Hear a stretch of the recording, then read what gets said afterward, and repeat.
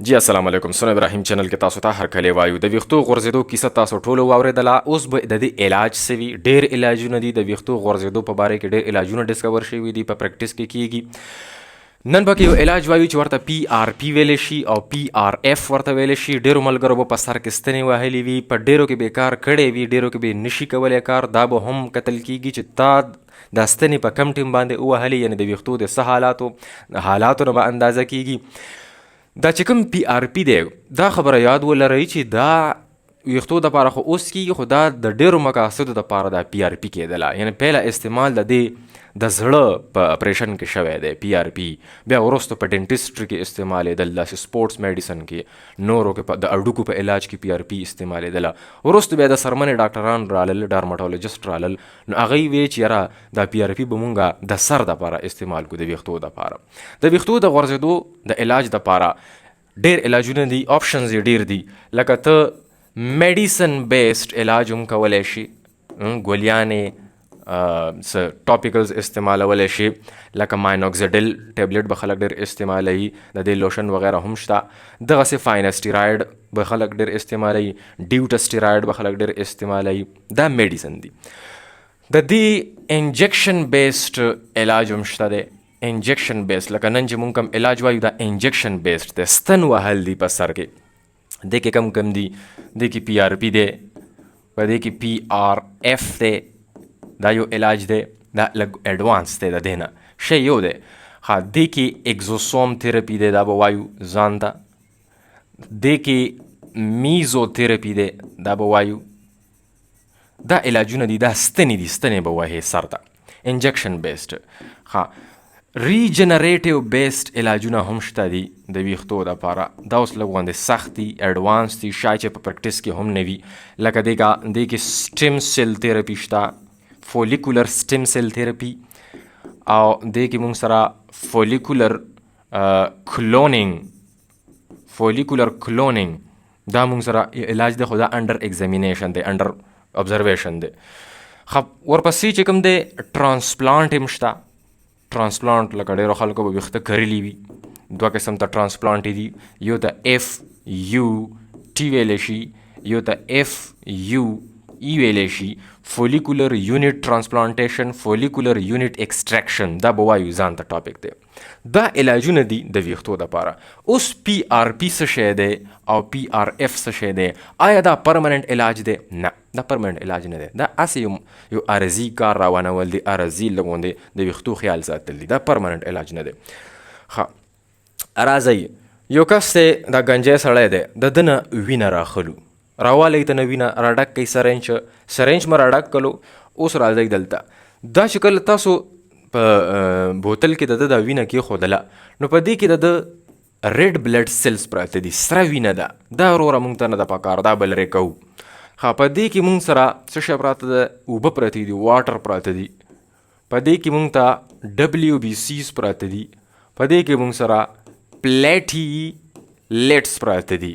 پلیټلیټس د سل غوندې څیزونه دي چې دا استعمالیږي چې کله په تا کې چېرته کې څه کټ مټ ولګي، زخم ولګي، نو دا کسان رابیداریږي او تا ته زخم ټیک کوي. پلیټلیټس، او دا ډېر مطلبي سامان دی پلیټلیټس. دا د یو رزیل دعوه کړې وه چې زما دا کم شوي دي، ما بهر واستوئ. نو دا هغه شی دی، پلیټلیټ. مونږ ته په دې ځای کې مطلب دی، بس د پلیټلیټس کې زمونږ مطلب دی دا چې کوم سړي نه مونږ وینه راواخیستله، د دې وینې نه به مونږ پلیټلیټس لرې کوو. دا وینه تاسو اوسئ یو لیبارټرۍ ته یې ننه کوئ، دې مشین ته یې ور واچوئ. دې مشین ته وایي سینټریفیوج. سینټریفیوج کې مونږ دا وینه ور واچوله او تاوه مو کړله. تاوه د دې خپل سپیډونه دي. دا چې کله تاسو تاوه کوئ، نو دا ریډ بلډ سیلز چې کوم دي، سره وینه، دا به لاندې کینی، دا درانه سیلونه دي، دا دروند سامان به لاندې کینی. ورپسې چې دا کوم دې ته پفي لیر ویلی شي، بفي لیر. دا دې ځای کې اصل کې مطلب ټول دلته کې دی. دلته څوک پروت دی؟ دلته WBC د سپینې وینې سامان پروت دی، او دلته کې پلیټلیټس پراته دي. او دا پاس چې څومره هم دا زیړ لیر دی، دې کې څه شی پروت دی؟ اوبه او ادر پروټینز. ټیک شو، دا سامان رالل مونږ ته. دا اوس به دا بوتل یو ځلې بیا سپینینګ کوو. د ده نه به تاسو د بره سامان لرې کوئ، دا پاس دا دوه لیرز به تنه لرې کوئ، او دا لاندې به تنه ډسکارډ کوئ. دا به ځان ته کوي، دغه به ځان ته کوي، دا به وغورځوئ، سره وینه موږ نه ده پکار. دغه سودا دا به تاسو په بل بوتل کې واچوئ، دلته دا 2 لیرز مې پکې بیا واچو. دا به اوس بیا سنټریفیوج ته اوسې 2 ځله به تاووئ، او چې کله تا بیا دا لغونې تاو که 10 منټو دپاره، نو لاندې چې کوم سامان پاتې شو دا به تنه بیا لرې کې، دا به وغورځئ. دلته چې اوس تا سره کوم سامان رالل دې ته اوس ویلی شي څه شی؟ پلازما، پلیټلیټس ریچ پلازما، پلیټلیټ ریچ پلازما، PRP. دا ده د دې نه به اوس ته څه شی ډکه کړي؟ سیرنج به تنه ډک کړي. چې کله ته تنه سیرنج ډک کړي، دا ما سیرنج کې واچول، ما سره سیرنج را ډک شو، څه شی دي پکې؟ پلیټلیټس پکې ډېر زیات دي. زه د پلیټلیټس ولې راخلم؟ دا یو پلیټلیټ درته کولاوم. اوس په دې پلیټلیټ کې دننه وړې وړې ګوتې پرتې دي، ویزیکلز ورته وایي، او په دغه ګوتیو کې ډېر سپیشل سامان، سپیشل کیمیکلز پراته دي چې هغه دا دي. په یو پلیټلیټ کې دا سامان پروت دی، خو چې دا پلیټلیټ کله اکټیویټ شي، را ویش شي، را بیدار شي، نو دا به دا ټول سامان بهر راغورځوي. دې ته ویلی شي پلیټلیټ ډیرایوډ گروث فیکټر، دې ته ویلی شي ویسکولر انډوتیلیل گروث فیکټر، دې ته ویلی شي ټرانسفارمینګ گروث فیکټر بیټا، دې ته ویلی شي انسولین لایک گروث فیکټر 1. دا ټول سامان دی چې کله هم یو پلیټلیټ چې کله اکټیویټ شي، چې کم یو پلیټلیټ کله هم اکټیویټ کیږي، نو دا سامان به راغورځوي. او دا سامان استعمالیږي د څه دپاره؟ دا اعلانونه دي، خبرونه دي چې څه شی وکړه؟ بلډ سرکولیشن تیز کا، بلډ سرکولیشن کې مدد کوي. انجیوجینیسیس نوي رګونه جوړ کا، د وینې نوي رګونه جوړ کا، او سیل ډیویژن کې مدد وکړه. دا سامان به کوي. نو ته د سر دپاره څه شی کوې؟ نوي رګونه جوړوې، سیلونه خلیې تقسیمول غواړې، سټیم سیلز چې څومره هم دي، او وینې ته سرکولیشن برابرول غواړي. نو دا موږ په دې ذریعه باندې به مدد سره کوو. او دا پراته دي په پلیټلیټس کې، او پلیټلیټ مونږ راویستل په ستن کې مو اچولی دي. دا یو پلیټلیټ دی، او دا چې کله اکټیویټ شي دغه سامان راوباسي. اوس دا ستن تاسو ور واچوئ دې کس ته. دا ستن چې کله مونږ دې ته ور واچو، دا یو ویښته دی، دا بل ویښته دی، دا بل ویښته دی، منځ کې مونږ ستن ور ومنډله، او په ستن کې څه شی پراته دي؟ پلیټلیټس پکې ډیر زیات دي، ډیر زیات دي، ریچ دي، پلیټلیټ ریچ پلازما، یعنی اوبه دي او پلیټلیټس پکې ډیر زیات دي. دا چې کله دې ته مونږ ور واچو، نو دلته کې اوس دا روغ ویښته دی، دته خو شاید د دې ستنې ضرورت نشته، خو دته یې شته او دې کور ته یې شته. تاسو ته ما ویلي دي هر ویښته په غار کې راښتی دی، دا روغ غار دی. دا چې کوم غار دی د دې نه ویښته کمزوری شوی دی، او دا چې کوم غار دی د دې والا هم کمزوری شوی دی. د دې غار ترکیک ودرېدلي دا کمزوري شوي ده. ما ورته د پلیټلیټس انجکشن ووهله. دغه پلیټلیټس چې کله دلته راشي، دا ټول پلیټلیټس راویش شي، اکټیویټ شي، او دغه سامان را بهر کړي. چې کوم سامان تا ته ما وښودلو، دا سامان په دې ځای کې رالو ټول. دغه سامان په دې علاقو کې خور شي. نو دلته که چېرته کې یو نیم سټیم سیلز پراته وي، دا کورونه، دا فولیکلز چې کوم دي، دا ژوندي وي، نو دا دغلته کې سیګنلې اوسي، او دلته چې کوم بلډ ویزلز دي، نو د هغې په نوي کېدو کې مدد کوي، او چې کوم سټیم سیلز دي هغې په بچیو راوړو کې هم مدد کوي، سیل ډیویژن کې مدد کوي. نو دا غار که دل دومره دی، نو کیدی شي چې دا غار ورسره غټ شي، او دې کې ویښته پیله دومره راښتی، او کیدی شي چې اوس دا ویښته غټ شي. دا د PRP کار دی، خو پرمننټ علاج هم نه دی، او هر چا کې به کار هم نشي کولی. چې کله ته پوه شي چې زما ویښته په غورځېدو دي، یعنې په شورو کې تا PRP وکړل، نو کیدی شي چې تا ته ښه ریزلټ درکړي. خو که ته ګنجی شوی وي، یا کار درکې ډېر شوی وي، یا دا کورونه چې کوم دي دا مړه دي، ډېډ دي، ختم شوي دي، دې کې سټیم سیلز نشته ده، دا هم ډېډ دی، دواړه کورونه مړه دي. نو که ته دې ته 10 انجکشنې هم ووهې، او په زرګونو پلیټلیټس ورته راواچوې، نو دا کورونه دوباره نه را ژوندي کېږي، بیا به ته کار نشي کولی. نو ځکه PRP په څه خلکو کې کار کوي، په څه کې نه کوي. او که چېرې د دې فولیکل چې کومه سینسیټیویټي ده، کوم حساسیت دی، هغه هم کمزوری دی، بیا به هم تا ته PRP دومره مثبت نه ثابتېږي. تاسو ته ما ویلي دي چې هر فولیکل خپله سینسیټیویټي لري، او دا سینسیټیویټي ته راځي د مور پلار نه، د خاندان نه، دا جینیټیکل دی. نو په جینیټکس باندې منحصره ده. که چېرې دا حساسیت ډېر لري او دا ژوندي وي، نو کیدی شي چې PRP ستا دپاره مثبت کار ادا کړي. اوس پی آر پی خو تاسو په دې باندې پوه شوئ. پی آر اف څه شی دی؟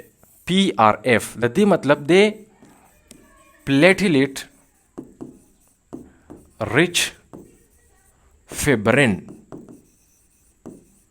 فیبرین ګوره تاسو چې د مریض نه دا کومه وینه راخستې وه دې نه پیله، نو هغې کې دلته معمولي غوندې اوبه پرتې وي د پیله نه، یعنې خالي ټیوب دی، نو دې کې داسې اوبه غوندې پرتې وي. تاسو په هسپتالونو کې خیر د وګورئ، تاسو چې کله هم د وینې ټیسټ کوئ نو داسې په ویښ کې ګوټ کې دومره غوندې اوبه پرتې وي، هغه ټیوب هغه د بوتل.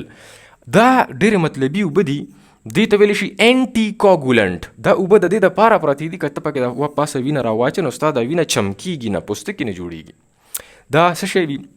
زیاتر ای ډي ټي اے وي، داسې یو څو کیمیکلز نور هم دي، دا یې پکې اچولي دي، نو دا ستا وینه چمکېدو ته نه پرېږدي.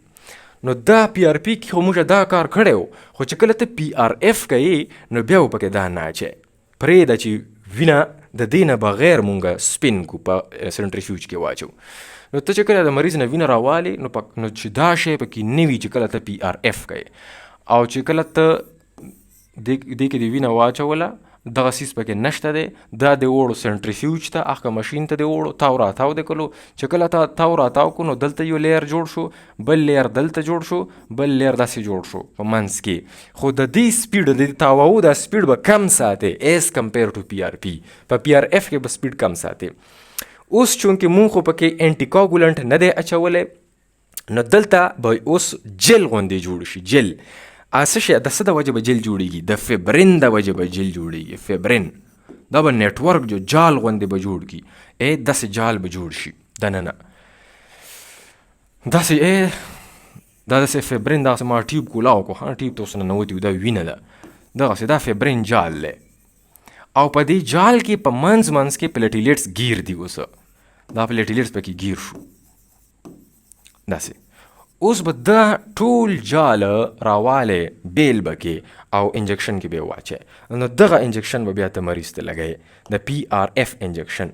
چې کله ته دا انجکشن ولګی پی آر اف نو دې کې اوبه لږې دي، دا جل غوندې دی. دا انجکشن چې کله ته مریض ته ولګی په سر کې نو دا تا ټول جال ور واچولو دلته، او دا اوس په مازه باندې گروث فیکټرز پرېږدي، ځکه چې په جال کې نښتي دي ټول گروث فیکټرز. پیله د دې نه مخکې په پی آر پی کې مونږ پوره بالټۍ ور واړوله، هغه خو اوبه وې ټولې که نه، بس چې څنګه تا ور دباو کو انجکشن ټولې اوبه پکې خورې شوې.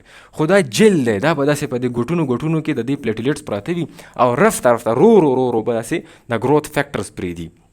نو د پی آر اف چې کوم دی دا لږ غوندې اډوانس دی، دا د پی آر پی نه ښه حسابېږي. د څه په بنیاد باندې؟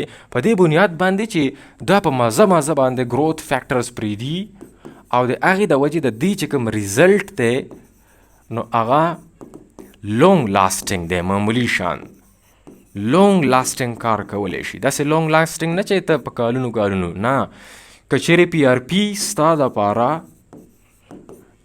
100 ریزې ښه ریزلټ ورکوي نو کیدی شي چې پی آر اف ستا دپاره 40 ریزې ښه ریزلټ ورکوي.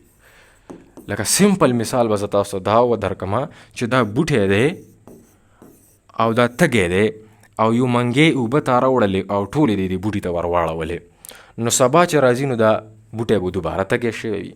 او که چیرې دا منګې ته د بوټي سره خوا کې کېښو او د منګي کې د لاندې سوری وکړو معمولي شان، نو داسې به ټک داسې وای ټکای به لاندې بوټي ته لاندې ورځي جړو ته، نو سبا باندې به دا بوټی نه وي تږی، دا منګی به بیا هم ډک وي، بل سبا به هم ډک وي. کیدی شي چې هفته پس دا منګی خالی شي او یو هفته دا اوبه دلته کې استعمال شي. په دغه مثال باندې پی آر اف کار کوي. دا د پی آر پی او د پی آر اف ټوله کیسه ده. سبا به انشاءالله راځو د اګزوسوم سره یا د میزوتراپي سره، چې اګزوسوم څه شی دی او یا میزوتراپي کې څه شی استعمالیږي. میزوتراپي کې زیاتر د خلیو سره څه تعلق، د کې پی آر پی کې یا پی آر اف کې یوه ډېره قیمتي خبره بله ده. قیمتي خبره دا ده، یو سوال دی په کار چې ستاسو ذهن کې راوچتېږي چې بهی مونږ د دې مریض نه وینه راخستې ده که نه، وینه مته نه راواخسته، پلیټلیټس مو پکې بیل کړل، اوبه مته نه بیلې کړلې، پلیټلیټس پکې اوړي راوړي ډېر زیات دي او دا مو دې مریض ته واپس انجکشن ووهله، نو دا خو د خپله وینه ده که نه، وینه خو د هر ویښته د لاندې دغسې سرکولیټ کېږي که نه، سرکولیشن کوي که نه، دا وینه پکې روانه ده. نو دا خو دغه وینه ده، نو پکاره چې دغه وینه لاندې نه استعمالیږي. ما ته څه ضرورت ده چې زه دا وینه راخلم بیا سنټریفیوج ته وړم بیا دوباره دته اچوم. کنسنټریشن، مقدار، شدت. دلته چې کومه وینه ګرځي نو دې کې چې کوم پلیټلیټس تاویږي راتاویږي نو دا ډېر لږ دي، اثر یې ډېر لږ دی ځکه چې پلیټلیټس لږ دي. او دغه وینه ما راواخسته، پلیټلیټس مې پکې ډېر ټینګ کړلو، ډېر زیات شو پکې، او اوس مې ورته دغه ستن ووهله نو پلیټلیټس دلته کې ډېر زیات رالو، سیګنل یې ډېر زیات رالې په مخه رالې، نو کیدای شي چې دی دغه هیر فولیکلز اکټیویټ کړي. دا د PRP او د PRF کیسه ده. Thank you very much.